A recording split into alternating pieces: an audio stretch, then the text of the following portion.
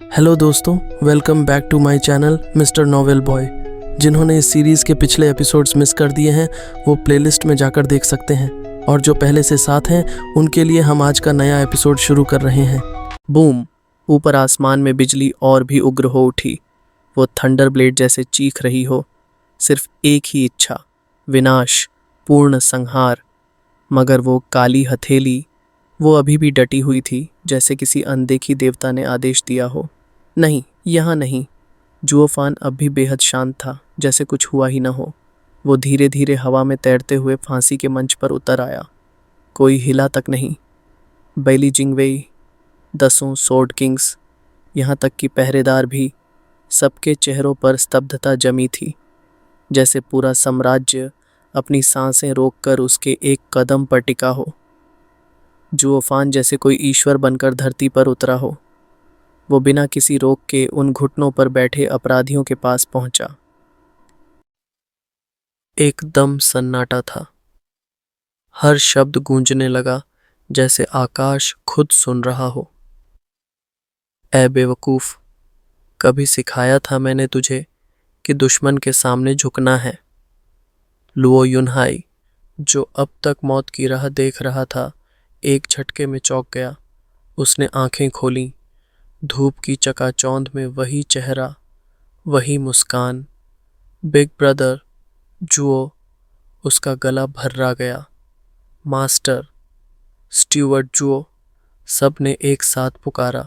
लो clan की नींव, जो सदियों पहले खो चुकी थी, अब वापस थी।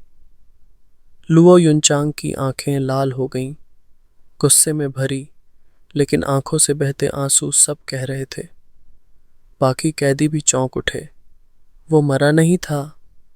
लिंग युनतियन, मुरोंगसुए, सबके चेहरों पर अचरज था। वुरंदोंग मुस्कुरा दिया। पैलेस लॉर्ड, आखिरकार आप आ गए। वो ही हैं dark demon Lord? Devil palace के शिष्य चौंक गए। ऊपर झूलती बिजली की तलवार अब भी रुकी थी। हाँ, वही हैं हमारे पैलेस लॉर्ड। पैलेस लॉर्ड, आपने हमें बचाया। जय हो पैलेस लॉर्ड की। पूरा मंच गूंज उठा। सब सिर झुका झुका कर आभार व्यक्त कर रहे थे। दूसरे दर्शक हक्के बक्के रह गए। जुओफान ही था वो, जो इस सदी के सबसे बड़े अंडरग्राउंड कल्ट का नेता निकला। अब मंच पर केवल कैदी नहीं थे, बल्कि भक्त थे, और जुओफान उनका ईश्वर। बैली जिंगवे का चेहरा तना। उसने धीरे से ताली बजाई। Clap, clap, clap. शोर एकाएक थम गया। लोगों को एक बार फिर याद आया कि ये सब साम्राज्य की राजधानी में हो रहा है। जुओफान तो आ गया, मगर उसे बचा भी पाएगा। 10 सोर्ड किंग्स वहां थे, और साम्राज्य की सबसे घातक शक्ति। बैली जिंगवे मुस्कुराया। सर जुओ, कितने वर्षों बाद। मैंने तो समझा था आप मरे हुए हैं, लेकिन आप तो फिर लौट आए। क्या सौभाग्य है। जुओफान ने हंसते हुए जवाब दिया। यादें बाद में ताज़ा करेंगे, पहले ऊपर ये चाकू हटा लूं। गर्दन पर तलवार अच्छी नहीं लगती, थोड़ा गुदगुदी सी होती है। हाँ हाँ। उसने हाथ उठाया, एक मुट्ठी बनाई। बूम! काली हथेली भी भींच गई, और फिर थंडर ब्लेड धमाके से फट गई। छोटे छोटे उजाले में बिखर गई, जैसे कोई मंत्र टूटा हो। सन्नाटा, फिर आहें, फिर डर। अरे मास्टर्स उलट कर गिर गए, खून उगलते हुए। लोग कांप उठे। स्वर्गीय सा टूट गई। सॉर्ड किंग्स के दिल कांप गए। उनमें से कोई भी ऐसा नहीं कर सकता था। ये शक्ति किसी और ही स्तर की है। जुओफान ने अपने कपड़े झाड़े, जैसे कुछ धूल हटा रहा हो। फिर मुस्कुराते हुए कहा, तो प्राइम मिनिस्टर, कहाँ थे हम? बैली जिंगवे का चेहरा कस गया, फिर भी मुस्कान ओढ़ ली। सर जुओ, आप तो तलवार में माहिर हैं, कलम में भी। हम कहाँ आपकी बराबरी कर पाएंगे, लेकिन कुछ हालात होते हैं जहाँ अकेला बल काम नहीं आता। जैसे जैसे कि अब आप एक सदी से छिपे हुए थे, और मैंने उस दौरान चारों ज़मीनें कब्जा कर ली। अब दुनिया मेरी है। आप अकेले हैं, कोई समर्थक नहीं, कोई ज़मीन नहीं, कुछ नहीं कर पाएंगे अब आप।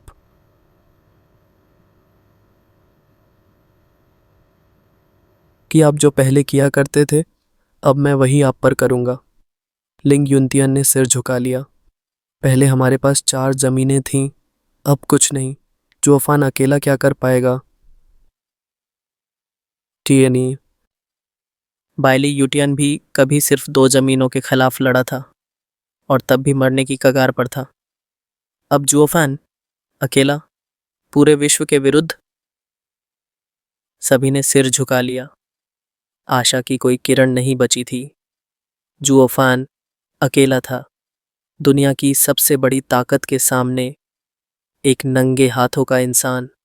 सिर्फ कुछ ही लुओ क्लैन के लोगों की आंखों में अब भी शांति थी, मानो उन्हें कुछ पता हो जो बाकी दुनिया नहीं जानती।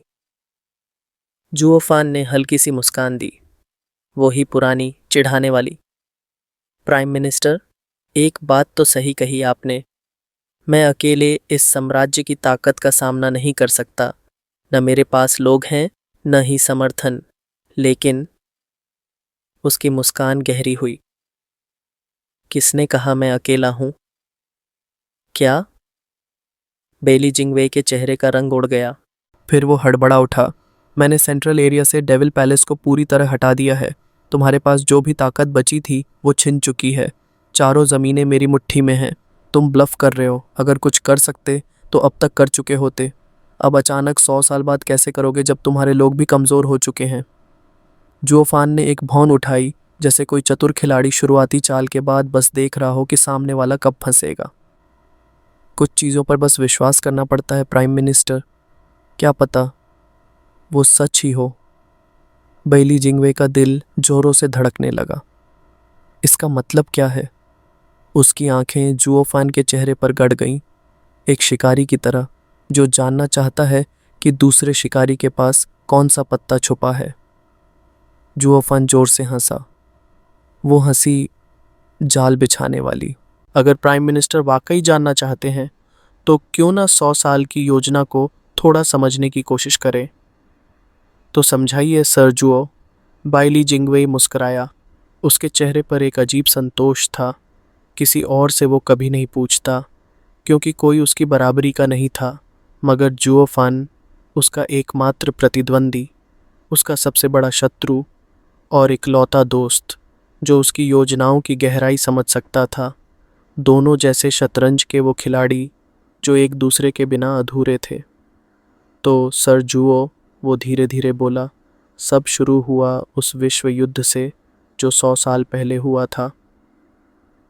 उस समय साम्राज्य सबसे कमज़ोर था, टूट फूट, अव्यवस्था, मगर मैंने कभी अपनी नज़रें बाकी ज़मीनों से हटाई ही नहीं। बाइली जिंगवे ने बुशिंग्युन और उसके पीछे खड़े जासूसों की कतार की ओर देखा, फिर मुस्कराया। विश्व युद्ध भले ही खत्म हो गया था और साम्राज्य को कम नुकसान हुआ, पर सर जुओ ने सीरीन शोर्स ट्रेडिंग के जरिए हमारे इलाकों में आग भड़का दी थी। तब मुझे समझ आ गया था, हमें 100 साल लगेंगे इस उथल पुथल से उबरने में। इसीलिए मैंने उन मूर्ख नेताओं से 100 साल की शांति का समझौता कर लिया।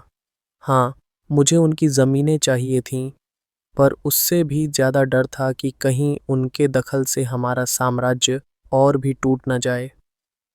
स्वॉर्ड स्टार एम्पायर के लोग हंस दिए, उन पुराने नेताओं की ओर घृणा से देखते हुए जो अब बस अपराधी थे। बेवकूफ़, हमारी चाल को शांति समझ बैठे और खुश भी हो गए। हाँ हाँ, मूर्ख। लिंग युनतियन का चेहरा क्रोध से लाल हो गया। बैली जिंगवे कितना धूर्त है। हमारी शांति वार्ता तो बस दिखावा थी। काश मैंने ज़मीन हथिया ली होती जैसे कि क्षतिपूर्ति में मिलती है, पर बैली जैसे शातिर से कुछ लेना मुमकिन ही नहीं था।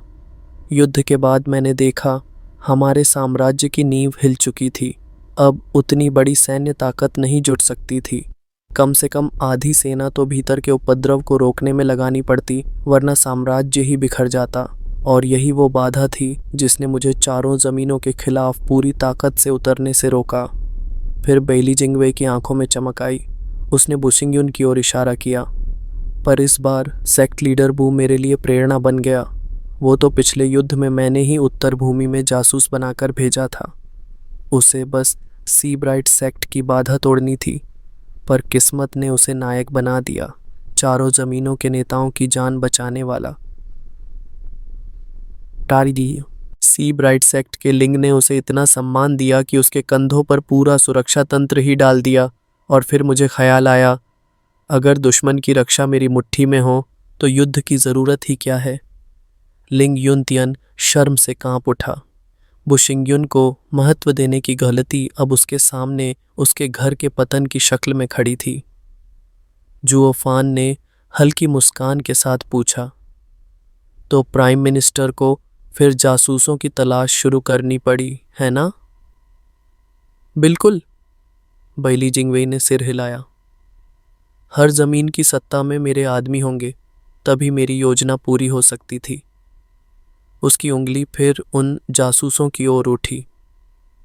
युद्ध बस अभी खत्म हुआ था। हर जमीन को अपने नुकसान भरने थे। यही सही समय था मेरे लोगों को सत्ता में चढ़ाने का। सबसे पहले पूर्वी जमीन। मैंने चुना शांगवान युहेंग को, जो शांगवान युलिन की माँ थी। युलिन वहाँ का सर्वश्रेष्ठ शिष्य था, और जब वो मरा उसकी माँ का दिल नफरत और द्वेष से भर गया। शांगवान कबीले से उसका मोह भंग हो चुका था। बस इससे अच्छा मोहरा और क्या हो सकता था। बैली जिंगवेई हमसा। शांगवान युहेंग ने उसे घूरा। मत देखो ऐसे, वो बोला। ये मेरे शब्द नहीं, स्वॉर्ड किंग फेयून के हैं। पर बात सही है, जब किसी का दिल नफरत से भर जाए तो वो अपने ही कबीले को खत्म करने को तैयार हो जाता है। फिर मैंने उसका नाम बदलवाया, मोनियांग। मो का अर्थ है वो माँ जो बेटे की आत्मा की माफ़ी चाहती है। और जब शांगवन फेक्सियोंग एकांतवास में चला गया तो पूरा कबीला एक छोटी बच्ची के हवाले हो गया, और बच्ची को मिला एक दया भरी बुआ मोनियांग।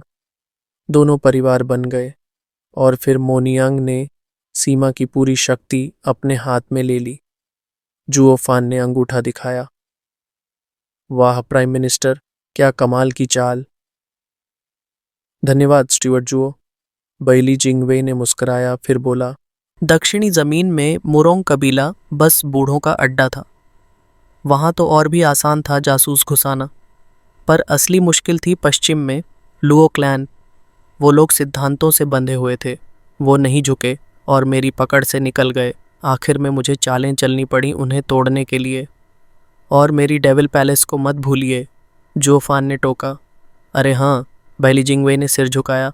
डेविल पैलेस तो मेरे दिल का कांटा थी। सेंट्रल एरिया में उसकी जड़ें थीं। हर योजना मेरी धीमी और थकी हुई बन जाती थी। मैंने चारों ज़मीनों से लड़ाई का बहाना बनाकर सेंट्रल को खाली दिखाया और तुम्हें बाहर खींच लिया। क्लैप, जुओफान ने तालियां बजाईं। प्राइम मिनिस्टर बैली, आप सच में अद्भुत हैं। पूरे 100 साल की चालें, एकदम परफेक्ट। बैली जिंगवे झुक कर बोला। अब स्टीवर्ट जुओ, बारी आपकी है। आप इस स्थिति को कैसे सुलझाएंगे? जुओफान ने हाथ हिलाया। अरे प्राइम मिनिस्टर, आपको फ्लॉलेस बोल रहा हूं और आप मुझसे कह रहे हैं कि मैं समाधान दूं? बैली जिंगवे मुस्कुराया। जैसे मैं सर्वश्रेष्ठ मंत्री हूं, वैसे ही आप सर्वश्रेष्ठ स्टीवर्ड हैं। एक बार फिर सच्चा मुकाबला हो, मुझे निराश मत कीजिए। जुओफान की आंखों में चमक थी। अगर आप जोर देते हैं तो फिर मुझे मूर्ख बनना ही पड़ेगा। पर प्राइम मिनिस्टर, क्या हो अगर आपकी परफेक्ट योजना में मैंने एक दरार देख ली हो? एक ऐसी दरार जो सब कुछ ढहा सकती हो। हाँ हाँ हाँ। क्या? बैली जिंगवे का दिल धक से रह गया। होंठों की मुस्कुराहट गायब। बताइए मुझे, उसने झुककर कहा। जुओफान ने ठंडे स्वर में कहा, प्राइम मिनिस्टर की योजना की जड़ है जासूस। पर सोचिए, अगर ये जासूस पहले से ही चुन लिए गए हों। बैली जिंगवे कांप उठा। उसकी निगाहें बुशिंगयुन और बाकी जासूसों पर जा टिकीं। मत सुनिए सर जुओ की बकवास, हम पूरी तरह साफ हैं। बुशिंगयुन घबरा गया और जुओफान को कोसते हुए बोला, हमें बदनाम मत करो, हमने कभी साम्राज्य से गद्दारी नहीं की। जुओफान हंस पड़ा। दुनिया सेक्ट लीडर बू के दिल की साक्षी है, मुझे पता है तुमने गद्दारी नहीं की। मैंने तो बात ही किसी और की थी। हमने भी नहीं की, शांगवान मोनियांग और बाकी भी पसीने पसीने होते बोले। उन्हें याद था कैसे बैली जिंगवे ने लुओ क्लैन को सिर्फ संदेह में पूरे का पूरा नष्ट कर दिया था। सिर्फ शक काफी था मौत से भी बदतर अंजाम के लिए, तो उन्होंने साफ साफ अपने पक्ष की घोषणा कर दी। जुओफान फिर हंसा। मैं तुम लोगों की नहीं, प्राइम मिनिस्टर बैली की बात कर रहा था। मैं? कैसे? बैली जिंगवेई का चेहरा झटका खा गया। जुओफैन ने मुस्कुराकर कहा, प्रधानमंत्री, सोचिए, अगर आपके जासूस पहले से ही बेनकाब कर दिए गए होते तो आप क्या करते? बैली जिंगवेई की आंखों से गंभीरता टपकने लगी, चेहरे पर शिकने गहराने लगी। बताइए ना। जरूर, अब बारी मेरी है उस 100 साल की योजना की असलियत बताने की। जुओफैन ने सिर हिलाया। क्या कोई तेंदुआ अपने धब्बे बदल सकता है? क्या एक तेजाबी औरत अचानक से मीठी आंटी बन सकती है और अपने बेटे की मौत का बोझ उठा सकती है? उसकी आंखों में चुभती हुई चमक थी।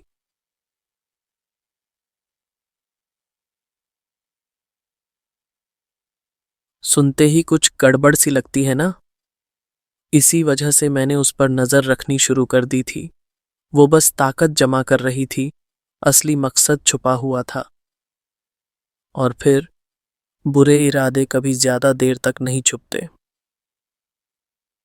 सेक्ट लीडर बू की बात करें तो जुओफैन ने एक ठंडी हंसी हंसी। जब उसने चारों जमीनों के लीडर्स को एक साथ एक ही जगह इकट्ठा कर लिया तभी मुझे शक हो गया था। फिर उसकी तरकक्री, फिर उसकी सावधानी, ये सब उसकी असली फितरत से मेल नहीं खा रही थी। ऐसा जंगली आदमी इतनी सतर्कता से कैसे चल सकता था? वहीं से समझ गया कि कोई बड़ा खेल चल रहा है। बैली जिंगवेई की आंखों की चमक बुझने लगी। डर उस चालाक चेहरे के पीछे से झांकने लगा। अगर इसे पहले से सब पता था तो ये सच में सब कुछ तबाह कर सकता है। जो फैन की मुस्कान और गहरी हो गई। लेकिन मैंने कुछ नहीं किया, तुम्हें तुम्हारा खेल खेलने दिया प्रधानमंत्री। अगर दुश्मन की पंक्तियों में जासूस लगाना इतना ही आसान होता तो तुम पहले ही जंग के बजाय यही करते ना। मगर वो भारी नुकसान जो पिछली जंग में हुआ था,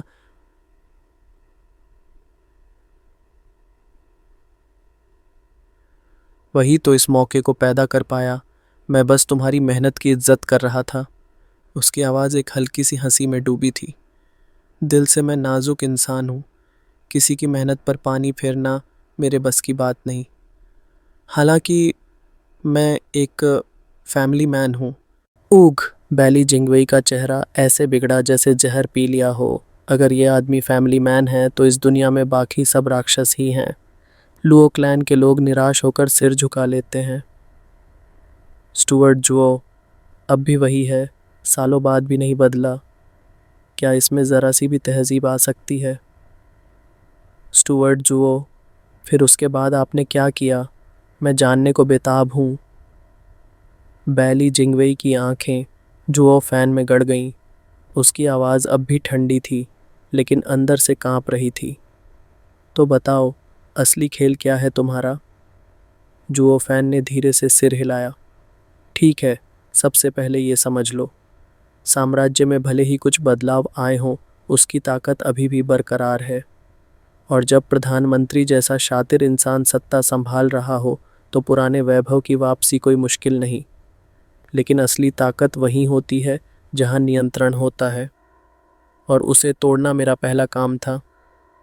इसलिए मैंने तुम्हारी महत्वाकांक्षा में मदद की ताकि तुम अपनी योजना पूरी कर सको। क्या? बैली जिंगवे की सांस अटक गई। तुमने मुझे करने दिया? तो फिर? जुओ फैन ने एक लंबी सांस ली और होंठों पर एक अजीब सी मुस्कान उभरी। प्रधानमंत्री, 100 साल पहले जो एम्प्टी सिटी टैक्टिक मैंने चलाई थी वो आधी सच्ची थी आधी झूठी, लेकिन इस बार वो पूरी की पूरी हकीकत है। Empty city tactic? Baili Jingwei का चेहरा सख्त हो गया। वो तुरंत तलवार राजाओं की तरफ मुड़ा। शांगुआन फेयुन सबसे पहले बोला, हमने शांगवान क्लैन पर हमला किया, मगर वहाँ कोई था ही नहीं। पूरा इलाका खाली मिला। बेशक हमने पूरब के इलाके पर कब्जा कर लिया, लेकिन वहाँ से ज़्यादा लोग भागे हुए थे। हमने सी ब्राइट सेक्ट में कत्लेआम किया, मगर स्नो पीक फोर एल्डर्स और ओयांग चांगकिंग तो पहले ही गायब थे। वो डरपोक कहीं छिप गए थे, बैली यूयुन ने मुंह बिचका कर कहा। डानकिंग शेन ने धीरे से सिर हिलाया। मुरोंग क्लैन भी खाली मिला। फिर हमें मुरोंग शुए की खबर मिली। तो तुम लोगों ने पहले कुछ बताया क्यों नहीं? हमें लगा ये तो नॉर्मल है, बैली यूयुन ने हंसते हुए कंधे उचका दिए। कमज़ोर थे और हमारी आहट सुनकर भाग गए। सीधा मामला है। हाँ बिल्कुल, सीधा ही तो है। जुओ फैन की हंसी में अब चुभन थी। और उससे भी ज़्यादा सीधा तब लगा होगा जब तुम्हें इन सब उपलब्धियों पर इनाम मिलने की खबर आई, और तब किसी ने ये नहीं सोचा कि शायद इन छोटी छोटी चूक का बहुत बड़ा मतलब हो सकता है। तुम लोग नहीं समझे कि घास तो राख में से भी उग आती है, आग और बाढ़ से भी।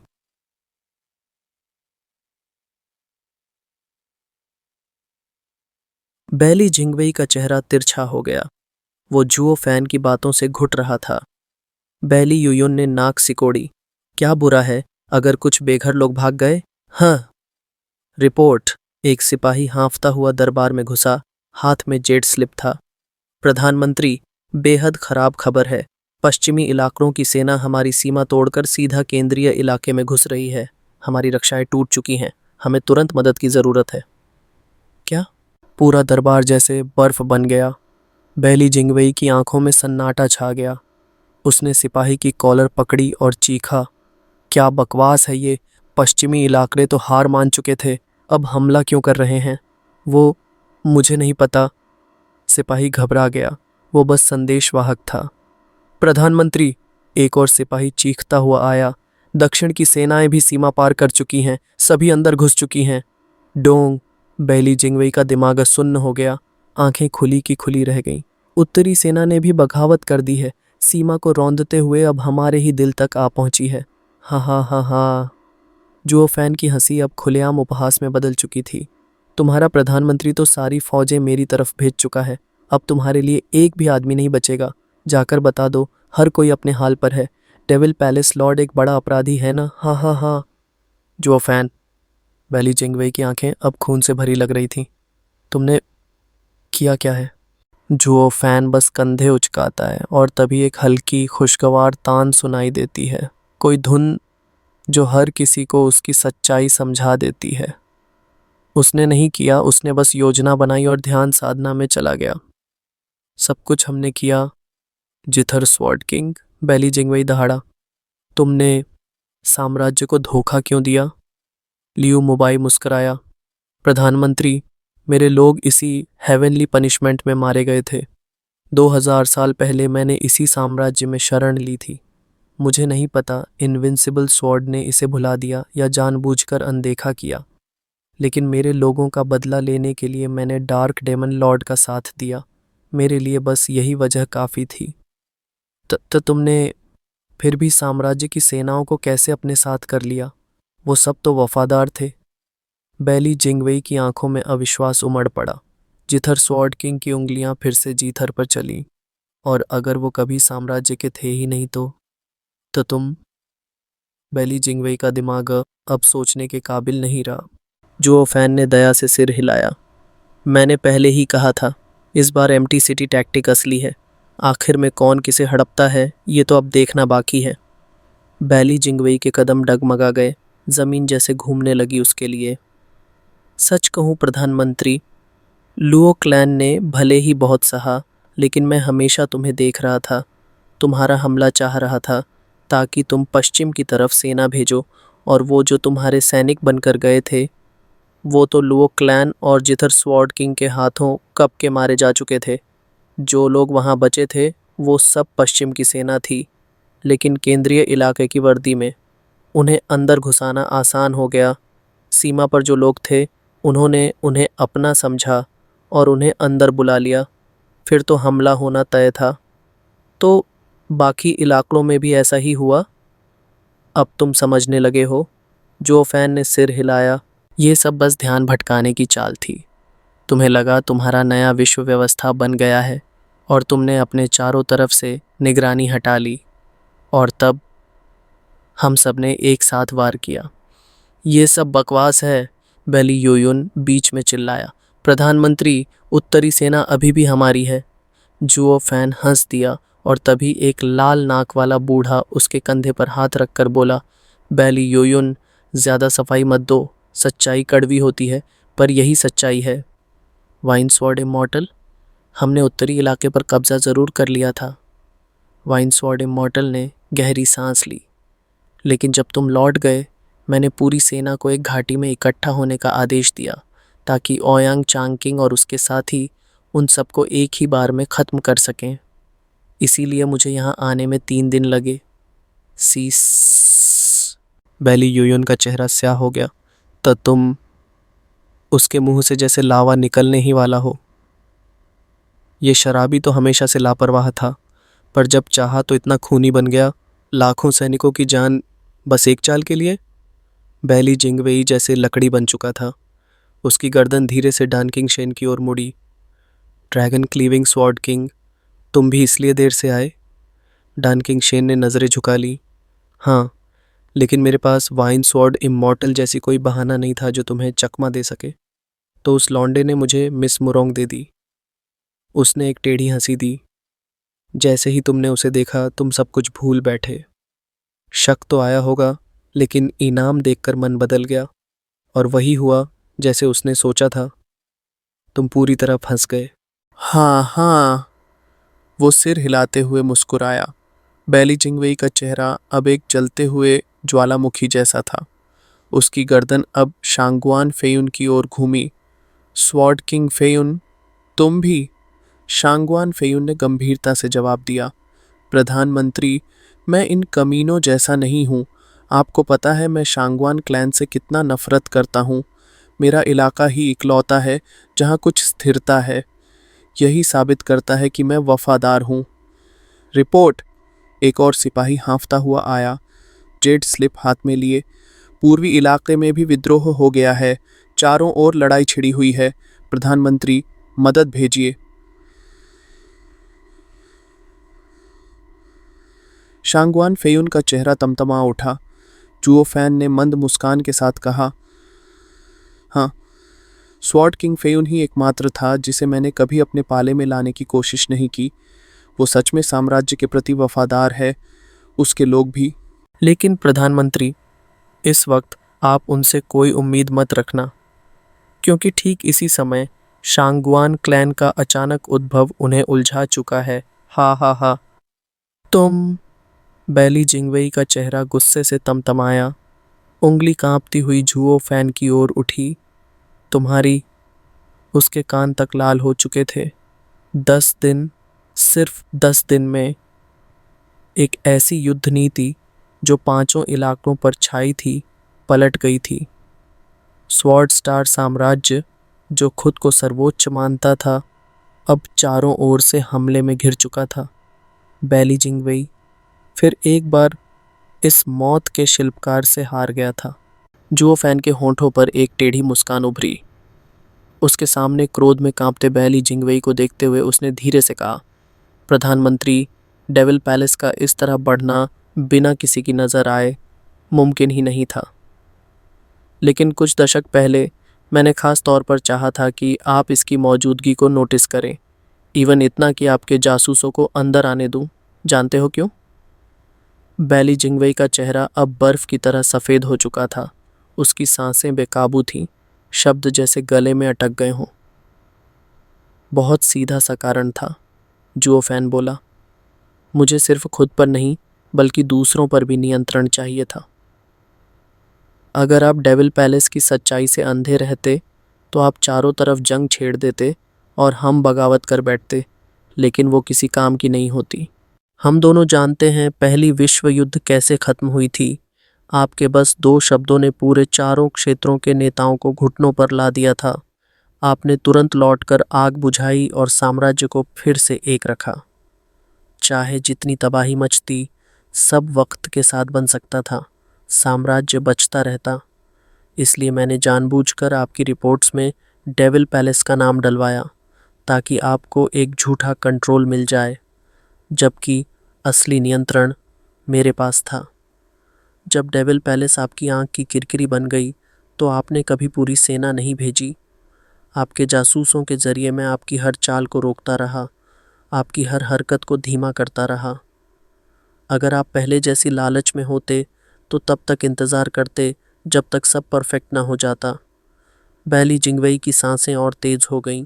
वो अब बैली यूयुन का सहारा लेने पर मजबूर हो गया, लेकिन उसकी आंखें जुओ फैन से हटने का नाम नहीं ले रही थीं।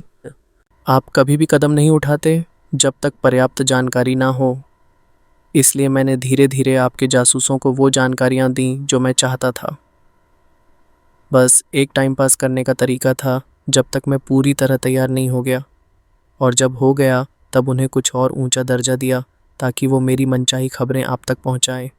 लेकिन वो सब सेंट्रल एरिया तक ही सीमित रहा। अगर चारों ज़मीनों की कोई खबर निकलती तो मेरा खाली शहर वाला प्लान फेल हो जाता। हाँ हाँ हाँ। तो फिर तुमने वो रैंडोंग से बगावत क्यों करवाई? सिर्फ मेरा ध्यान भटकाने के लिए? बैली जिंगवेई गरजा।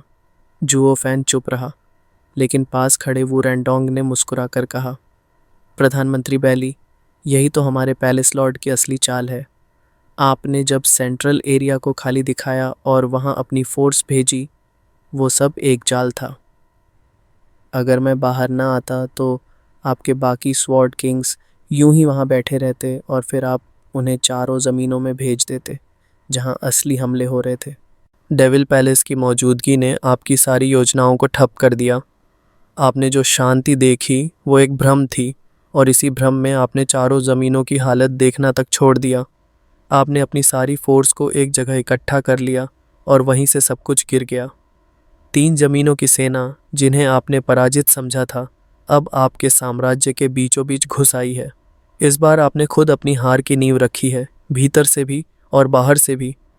बैली जिंगवेई ने थरथराते हुए सिर हिलाया। तो ये सेंट्रल एरिया में डेविल पैलेस की पूरी चहल पहल बस एक नकाब थी। असली कार्रवाई तो चारों ज़मीनों में हो रही थी। उसका चेहरा और ज़्यादा ऐंठा। जुओ फैन, तुम वाकई में बहुत आगे की सोचते हो। मैं हार मानता हूँ। तुमने मुझे पूरी तरह मात दी और मैं तुम्हारा सम्मान करता हूँ। हालांकि आखिरी शब्द उसके मुंह से जैसे जहर बनकर निकले थे, फिर भी सम्मान की भावना असली थी। जुओ फैन, दुनिया में अकेला इंसान जो उसे हर बार मात दे गया। उसकी नफरत उसकी अपनी असफलता की उपज थी, लेकिन सम्मान दिल से था। जीथर स्वॉर्ड किंग ने गहरी सांस ली और जुओ फैन की तरफ देखा। एक शताब्दी की योजना को हर कदम पर मात देना, यही उसे डरावना बनाता है। बाकी सभी ने गंभीर चेहरों से सिर हिलाया, लेकिन मत समझो कि तुम जीत गए हो। बैली जिंगवेई दहाड़ा और जमीन पर बंधे अपराधियों की ओर इशारा किया। तुम इन्हें बचाना चाहते हो ना, तो मैं पहले इन्हीं को मारूंगा। देखते हैं तुम कितनों को बचा पाते हो। साम्राज्य के रक्षक स्वॉर्ड किंग्स, इन्हें मार डालो, उसकी जीत को दर्दनाक बना दो। जी प्रधानमंत्री। 6 बैली स्वॉर्ड किंग्स बिजली की तरह अपराधियों की ओर दौड़े। शांगवान फेयुन थोड़ी देर तक झिझका कि किस ओर जाए, लेकिन जुओ फैन ने जो अपमान किया था उसे याद करते हुए वो साम्राज्य की ओर जा खड़ा हुआ। मुझे तो कुछ मिला ही नहीं और उसने तो मुझे लायक भी नहीं समझा। मैं उसके साथ क्यों जाऊं? शांगवान फेयुन ने आखिरकार वही चुना जो उसका विकल्प नहीं बल्कि अकेला रास्ता था। स्विश जीथर स्वॉर्ड किंग ने झपट कर बैली जिंगवेई को गर्दन से उठाया। उन्हें रोको बैली जिंगवेई। मैं नहीं रोकूंगा, चाहे मर जाऊं, लेकिन जो फैन को मैं यहाँ हराऊंगा वो जीत तो जाएगा, लेकिन उसकी जीत हमेशा एक टीस बन जाएगी। हाँ हाँ हाँ। बैली जिंगवेई पागलों की तरह हंस पड़ा।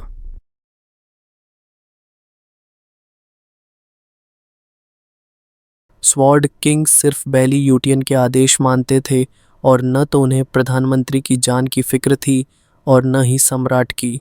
जब तक बैली जिंगवेई आदेश ना दे वो नहीं रुकेंगे। जीथर स्वॉर्ड किंग की आंखों में चिंता तैर गई।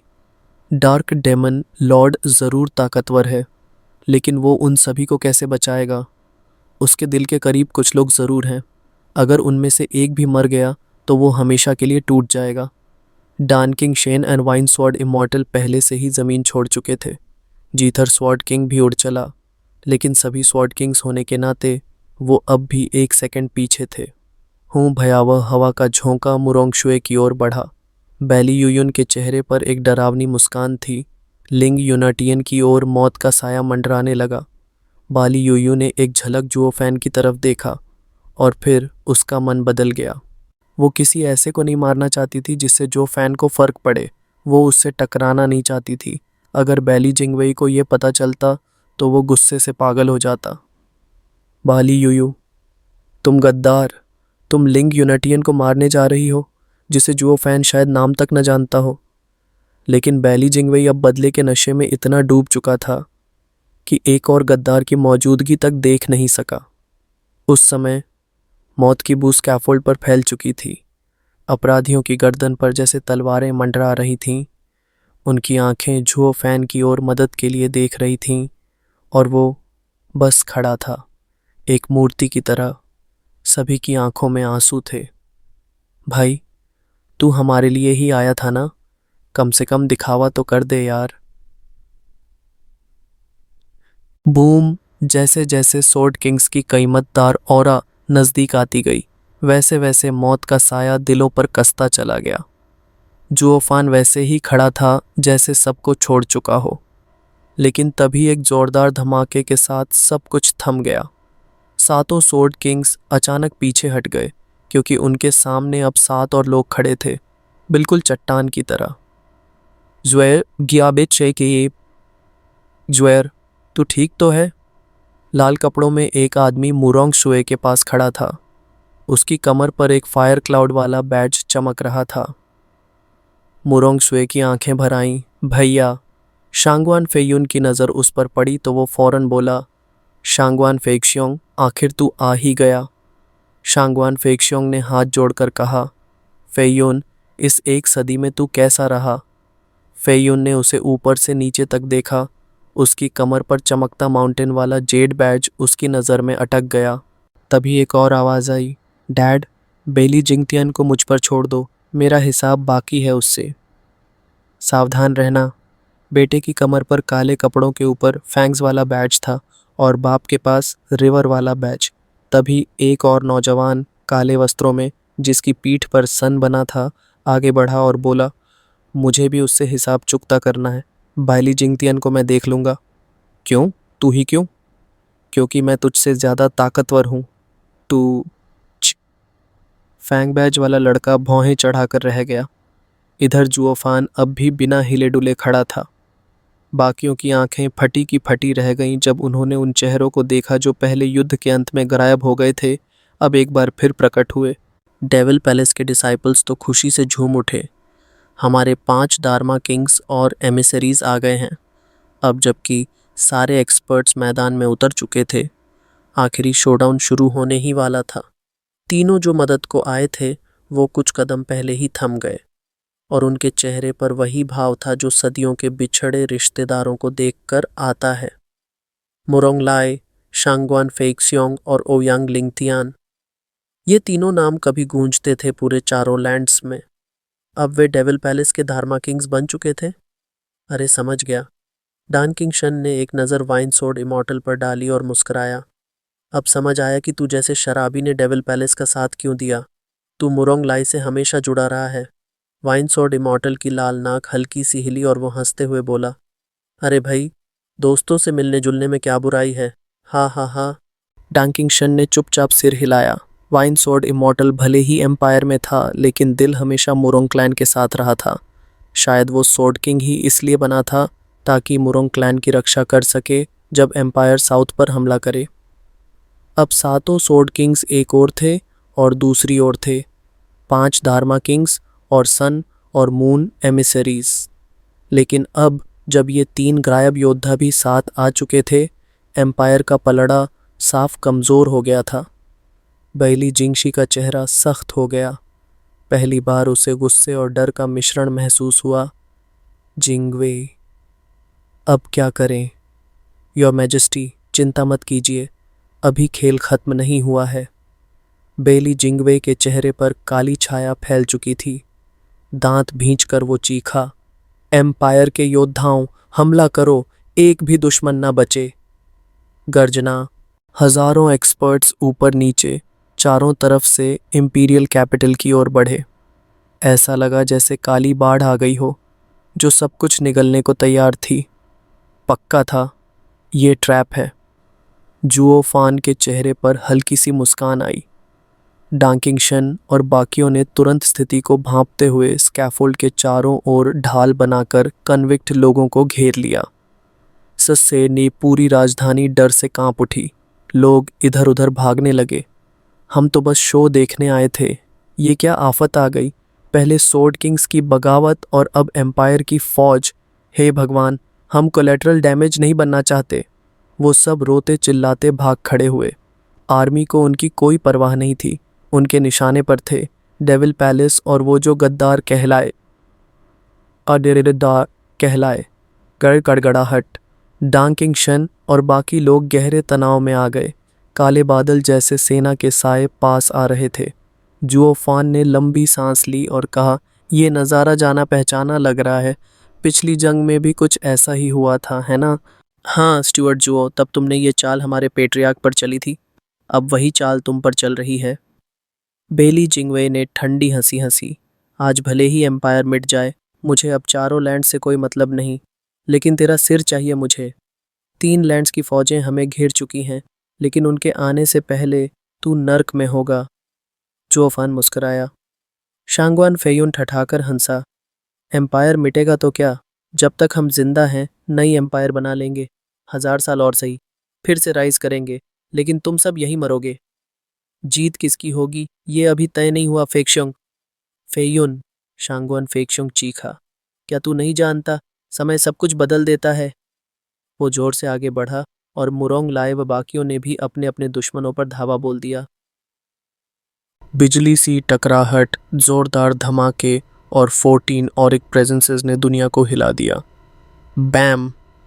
शांगवान फेयुन और शांगवान फेक्सियोंग की तलवारें टकराईं, सोरिंग स्वॉर्ड आर्ट्स की प्रचंड शक्ति के साथ। लाल रोशनी टकराई, मैदान थर्रा उठा। शांगवान फेयुन के चेहरे पर घमंड था, लेकिन अचानक उसकी बगल को एक स्वॉर्ड वेव छू गई। उसका चेहरा फटा रह गया। आस्तीन फटी और छाती में एक झटका लगा जिसने उसे पीछे उड़ा दिया।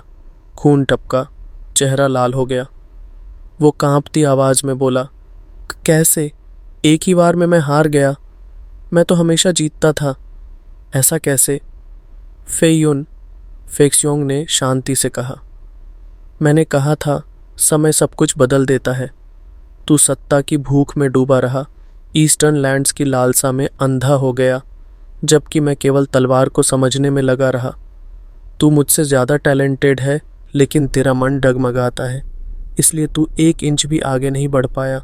यही है हमारे बीच की दूरी। शांगवान फेयुन का चेहरा कांप रहा था। उसकी आंखें विश्वास नहीं कर पा रही थीं। नहीं, मैं तुझसे हर तरह से बेहतर हूँ, इसीलिए मैं क्लैन हेड बनने पर तुझे स्वीकार नहीं कर पाया था। अब तू मुझसे कैसे जीत गया? नहीं, ये नहीं हो सकता। बैम। फेयुन का गुस्सा चरम पर था, लेकिन तभी जमीन कांपी और एक छाया उसकी ओर उड़ती हुई आई।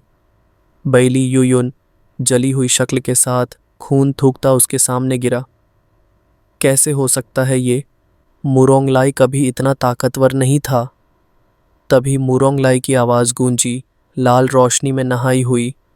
बेली युयुन, तू भी वहाँ था जब बेली यूटियन ने 3 हेडेड क्रो से लड़ाई की थी। क्या तूने कुछ सीखा ही नहीं? वूश। मुरोंगलाई उसकी आंखों के सामने आ गया। उसकी आंखों में गम और आग दोनों जल रही थी। कितना दुखद है ना, एक कल्टीवेटर जो सच्ची ताकत को पहचान ही नहीं पाया। क्या तू सच में बेली है? तुम्हारी नसों में इनविंसिबल स्वॉर्ड का खून है, लेकिन उसकी जिद और उसका उद्देश्य तुम में से किसी ने नहीं अपनाया। तुम में से कोई भी उसके जैसा नहीं है। बैली युयुन की आंखें सिकुड़ गईं। उसने उस लाल सुनहरी छाया की ओर देखा, डर और आशंका से भरी नज़र से। शांगवान फेयुन चीखा, तुम दोनों स्वॉर्ड किंग लेवल पर हो, फिर भी मुरोंगलाई ने तुम्हें इतनी जल्दी गिरा दिया? क्योंकि वो अब स्वॉर्ड किंग नहीं रहा। बैली यूयुन की आंखों में सख्ती थी। जब पेट्रियार्क ने उस 9th लेवल स्पिरिचुअल बीस्ट से लड़ाई की थी, मैंने देखा था उन सबकी आंखों में कुछ बदल गया था, जैसे किसी नई दुनिया की झलक मिली हो। और अब 100 साल की साधना के बाद वो एक नई ऊंचाई पर पहुंच चुके हैं, सॉर्ड किंग से भी ऊपर। क्या? शांगुन फेयुन ने फिर एक बार शांगुन फेक्शुंग की तरफ देखा, वही पुरानी सी मुस्कान जो अब कहीं ज्यादा भारी लग रही थी। फेक्शुंग बोला, हम तीनों में मैं अब भी सबसे कमज़ोर हूँ। मेरी प्रतिभा सबसे कम थी और मेरा स्तर अब भी बदला नहीं है। उसने अपनी छाती पर हाथ रखा। बस मेरे सोचने का तरीका बदल गया है। सोरिंग सोर्ड आर्ट को समझने का नज़रिया बदल गया है। अब तू समझा होगा फेयुन। सबसे पहले तू एक मार्शल प्रैक्टिशनर है ताकि तू दाव तक पहुंच सके। मार्शल पावर सिर्फ एक साधन है, लेकिन अगर मन उलझा हो तो चाहे जितनी ताकत हो, दाव छूना नामुमकिन है। शांगवान फेयुन की दाढ़ी कांप उठी। वो गुस्से में कांप रहा था, लेकिन दिल के अंदर एक डर बैठ चुका था। जिस भाई को वो हमेशा तुच्छ समझता था, उसी के सामने वो अब एक बच्चे की तरह लग रहा था। अब लड़ाई एक तरफा हो चुकी थी। मुरोंग लाई, ओयांग लिंगथियन और शांगवान फेक्सियोंग तीनों सोर्ड किंग से ऊपर जा चुके थे। वो सातों सोर्ड किंग्स को ऐसे हटा रहे थे जैसे पतझड़ में पत्ते झड़ते हैं। दूसरी ओर एम्पायर की फौजें लगातार स्कैफोल्ड की ओर बढ़ रही थीं, लेकिन डानकिंग शेन और उनके दो साथी उन्हें रोकने के लिए खड़े थे। और हैरानी की बात यह थी कि खुद डानकिंग शेन, वाइन सोर्ड इमॉर्टल और चू चिंग चंग तक ये नहीं समझ पा रहे थे कि उन तीनों में इतनी भारी तब्दीली कैसे आ गई। ये क्या जुओफान की वजह से हुआ? तीनों की आंखों में जुओफान की ओर देखते हुए एक चमक आई, एक भरोसा, एक सवाल और कहीं ना कहीं एक श्रद्धा। बाहर उस महाभारत जैसे समर में बैली जिंगशी के माथे पर पसीने की बूंदें टपक रही थीं। उसकी आवाज़ कांप रही थी। चिंगवे, दोनों तरफ सोर्ड किंग्स हैं, फिर हमारे वाले क्यों हार रहे हैं? हम तो बस किसी तरह टिके हुए हैं। अगर हमारे सोर्ड किंग्स भी गिर गए, उसकी सांसें तेज हो गईं, तो हमारे पास उन्हें रोकने का कोई रास्ता नहीं बचेगा। बैली जिंगवे के होठ सख्त हो गए। उसने दूर गड़गड़ाते बादलों की ओर देखा। एक गूढ़ चमक उसकी आंखों में झलकने लगी।